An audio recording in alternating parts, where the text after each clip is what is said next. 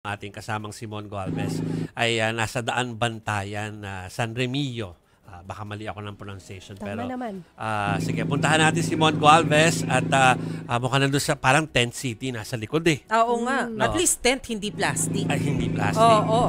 Medyo maingay lang po yung generator sa likod ni Mon ha, dahil alam niyo po na wala pang kuryente doon sa maraming lugar doon. Ano? Pero sige, Mon, kamusta dyan? Jovi, magandang gabi sa inyo. Tama ka, medyo malakas yung tunog ng generator dito kasi yan lamang ang source of power ng mga residente dito sa San Remigio, Cebu. Matapos nga na wala pa rin kuryente at tubig dito sa malaking bahagi nga ng bayan. At tama rin kayo, ito nakikita sa likod ko, Malatent City na yung itsura dito sa open grounds ng naturang bayan. Ito actually, may mga camping style pa nga ng mga tent, no? Pero yung mga modular tents kasi na available sa LGU, nasa 50 piraso lamang. Kulang na kulang para sa 200 pamilya mahigit na nagsilika sa takot nga na magstay sa kanilang mga tahanan dahil nga mayat maya, sunod-sunod pa rin yung mga nararamdamang mga aftershocks hanggang sa mga oras na ito. Bago tayo mag-say papawid, talagang meron pang malakas-lakas no, na aftershocks ang nagpayanig dito sa lugar. Yung mga modular tents na binabanggit natin na very limited yung number of items niyan, talagang hindi rin ganun ka-sturdy, no? Dahil ito ay medyo malambot at saka meron siyang net sa ibabaw. So technically kapag umulan ng malakas, lalo ngayon medyo nagbabadya dahil kumikidlat-kidlat na naman dito sa area namin, pag bumuhos ang malakas sa ulan, posibleng mabasa rin ang mga residente at kapag humampas ang malakas sa hangin, posibleng matumba rin itong mga tents na ito. So in terms of number, nasa 2 to 3 families na nagsisiksikan sa loob. Kung hindi naman kasya, nagatsaga lamang sa labas, no? Mag-stay na lamang sa dito sa open area yung mga residente. Ang iba matutulog na nakaupo para nga mapanatili na rin daw yung kanilang kaligtasan sa takot na baka may mangyari sa kanilang masama kapag nagkaroon ng mas malakas-lakas na aftershocks. At kahit isang araw na o mahigit isang araw na ang nakalipas mula ng maramdaman yung magnitude 6.9 na lindol, patuloy na dumarating dito yung mga sugatang residente.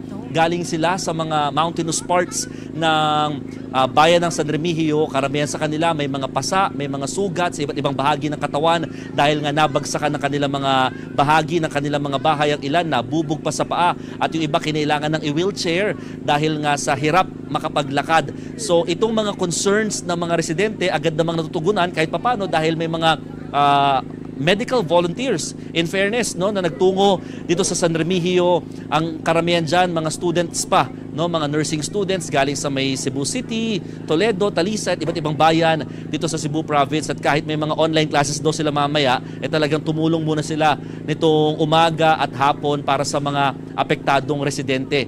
Patuloy na nananawagan ng tulong ang mga residente rito. Bukod sa binabanggit kong kakulangan ng tent, no? Kailangan pa rin nila ng pagkain, malinis na inuming tubig, gamot kung kinakailangan at saka pinansyal na tulong kung sakasakali para sa mga nasirang tirahan. Wala pa rin kuryente at wala pa rin tubig dito sa bayan ng San Remigio. Yung mga pump kasi dito, dependent daw sa power supply, kaya naman apektado sila. 3 yung water sources dito sa bayan, pero lahat yon puro nakapump at lahat yon talagang hindi gumagana sa ngayon. Okay. Jovi. Mon, malinaw na kulang yung tent dahil 50 lang kamo yung tent dyan at 200 yung pamilya na nangangailangan. Nananawagan for water at saka pagkain, pero habang hindi pa dumadating yung additional na pagkain at tubig, saan sila kumukuha? Alam mo, Maricel, narinig ko yung tanong mo kanina kay Arles, no, tungkol doon sa mga, meron naman mga supplies naman na nakikita, bakit hindi pa ibinibigay. Actually, kanina, bandang bago mag-alas 5 ng hapon, nagtungo rito si Governor Pam Baricuatro para nga kausapin din yung mga officials, barangay chairman, mga chairman dito sa bayan ng San Remigio at binigyan instruction na ilabas na lahat ng mga supplies sa dumarating. Kasi in fairness, nagpapasalamat sila sa mga tulong na dumarating dito sa probinsya ng Cebu para sa mga gustong magpaabot ng tulong sa mga apektado ng lindol. Ang problema, ibinabagsak yan sa isang command center, command post, at doon iniipon, no? Dahil nga syempre yung concern nila para nga pag nilabas sa masama at sa kapare-pareho yung items sa mga pamilya na mabibigyan nito sa isang barangay, for example. So, ang sabi ang instruction ng provincial government, ilabas kaagad lahat, no? Para yung mga tulong walang may expire, number 1, at number 2, makarating agad sa mga residente dahil nga naalarma sila at nagulat sila doon sa mga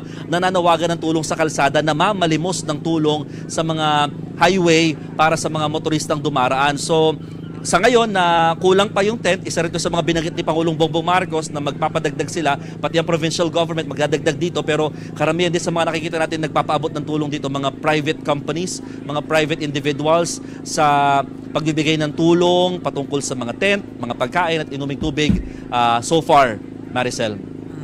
So, Mon, kung halimbawa, of course, nariyan yung alagang kapatid para dun sa mga gusto pong magbigay ng tulong, pero kung halimbawa idediretso nila dyan sa San Remigio o dyan sa Cebu, paanong dapat nilang gawin?